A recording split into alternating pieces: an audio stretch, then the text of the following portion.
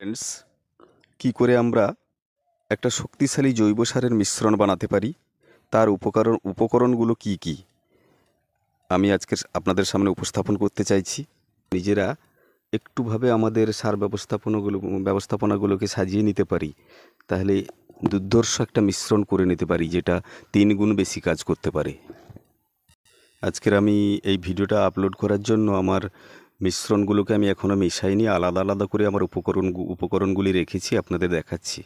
দেখুন, এটা হাড় গুঁড়া, পোলট্রি লিটার কী অবস্থা। তারপর দেখুন, এটা শিংকুচি।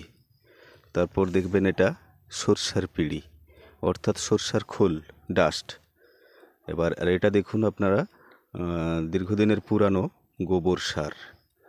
তো আমরা কি করব না, এই গোবর সারে এবার মিশ্রণটা আমরা কিভাবে করব, অর্থাৎ আমরা যদি ঝুড়ি হিসাবে নিয়ে থাকি, ঝোড়া যেটাকে বলি আমরা, কিংবা বালতি, যেটাতে পারেন, কিংবা বস্তা, যদি আপনারা 10:1 করে নেন সব।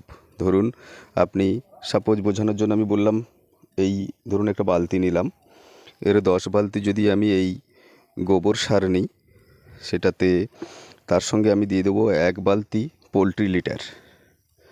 এবার ওর সঙ্গে দিয়ে দেবো 1 কিলো হাড় গুঁড়া, আর 1 কিলো শিংকুচি, 1 কিলো পিড়ি। এবার সবগুলোকে একসঙ্গে মিশ্রণ করে আমরা কিন্তু কমসে কম 15 দিন, সর্বনিম্নে 7 দিন, কারণ এগুলো যখন একটু পাঞ্চ করার পর দেখবেন একটা গ্যাস নির্গত হয়।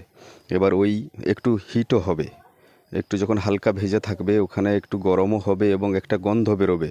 তার ওই গন্ধটা যতক্ষণ পর্যন্ত আমরা নির্মূল না করাতে পারি, ততক্ষণ পর্যন্ত আমাদের বাগানে প্রয়োগ করা উচিত নয়। এবার সম্পূর্ণ মিশ্রণগুলোকে আমরা একসঙ্গে মিশিয়ে দিয়ে কমসে কম 15 দিন, সর্বনিম্নে 7 দিনে রেখে দেবো, তারপর আমরা ইউজ করব। এবার আমরা এটাকে, এবার জৈব সার, এর কিন্তু কম বেশি হলে কোনো ক্ষতি নাই। আর যদি শুধু গোবরের ওপরে আমরা দিতাম, অর্থাৎ গোবরের সঙ্গে আমরা যখন পোলট্রি লিটার দিয়ে দিচ্ছি, পোলট্রি লিটারটা আমরা বেশি এই কারণে নিই পাওয়ারফুল। তা গোবরের পাওয়ারটা বাড়ালো পোলট্রি লিটার, অর্থাৎ 10:1 হারে। ওটা যদি 10 বালতি নিয়ে নেন, তাহলে এটা নেবেন 1 বালতি। তাহলে টোটালটা মিশ্রণ সুন্দরভাবে আমরা গাছের গোড়ায়, গাছও সেটাকে নিতে পারবে, সুন্দরভাবে অ্যাবজর্ব হবে। এবং ওর সঙ্গে যেগুলো বললাম, হাড়গুঁড়ো, শিংকুচি, পিড়ি, এগুলো টোটাল মিশিয়ে ফেললাম। দেখুন, এটা আছে, আমি পাঞ্চ করব একটু পরে। আর তার আগে আপনাদের দেখাই আমার যেটা আগে থেকে করা ছিল, অর্থাৎ এটা ড্রাগন গাছে যখন খাবার দিয়েছিলাম, তার কিছু খাবার অবশিষ্ট থেকে গেছিলো। এটা আমার মিশ্রণ আছে, এটা কিন্তু একদম দেখুন, একদম ডিকম্পোস্ট। এবার এই পজিশনে আসার পর এগুলোকে আমি করব কি না, গাছের গোড়ায় আগে টোটাল শিকড়গুলোকে এইটা দিয়ে আমি কিন্তু ঢাকিয়ে দেবো। হ্যাঁ, এবার বলি যে এই জৈব সারগুলিকে আমাদের গাছের গোড়ায় প্রয়োগ করার জন্য আমাদের একটা সঠিক টাইমিংস চার্জ করে নেওয়া উচিত। অর্থাৎ সেটা কীরকম, আমরা সিলেক্ট করব যে কোন দিন আমরা ফাঙ্গিসাইডগুলো স্প্রে করি, অর্থাৎ মাসে 1বার কি 2বার আমরা যে ফাঙ্গিসাইড স্প্রে করি, ঠিক ওই দিন অথবা তার আগের দিন আমি গাছে, মানে আমরা সবাই গাছে খাওয়ারগুলো দিয়ে দিতে পারি। তাহলে সুবিধা হয়ে যায়, এক্সট্রা কোনো ফাঙ্গিসাইড ইউজ করতে হচ্ছে না, ওটা গাছগুলোও স্প্রে হয়ে যাচ্ছে, আর খাদ্যের উপরেও আমাদের ফাঙ্গিসাইডটা চলে আসছে।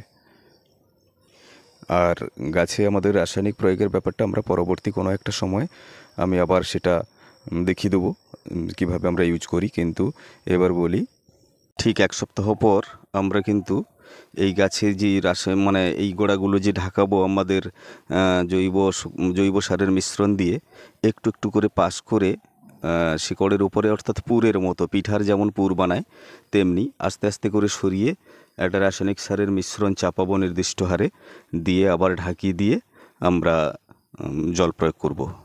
কথা বলার ফাঁকে একটা জিনিস ভুলে গেছি, বলে নিই যে এই পোলট্রি লিটার, অর্থাৎ মুরগির বিষটা, এটা কিন্তু 1 বছরের পুরনো, আর আপনার গোবর সারগুলো 1.5 বছরের পুরনো। আর বেশি কিছু বলতে গেলে ভিডিওটা অনেক লং হয়ে যাবে।